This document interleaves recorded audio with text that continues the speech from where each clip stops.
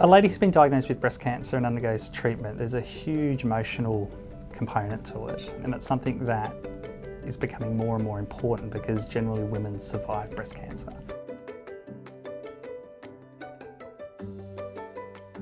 The aim of mastectomy is to remove all of the breast tissue and all of the cancer. So the surgery is two components. It's treating the breast and treating the lymph nodes.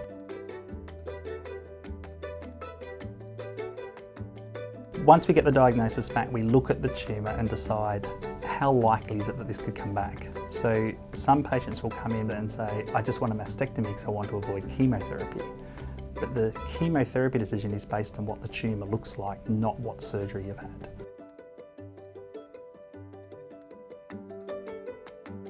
So a straight mastectomy, your recovery is very quick. You will have surgical drains in, which are probably the most limiting factor because it's a tube that drags behind you for the next week. Time on the ward is the first day or two, in hospital for about 1 to 2 days after a mastectomy. Then going home, we sort of limit their activity while they've got the drain in. Sort of try to wrap people up in cotton wool for the first week, but that doesn't stop them from getting home and walking, going to the shop if they want to go to the shop, going to their kids' events if they need to, but it's all within the limits of comfort.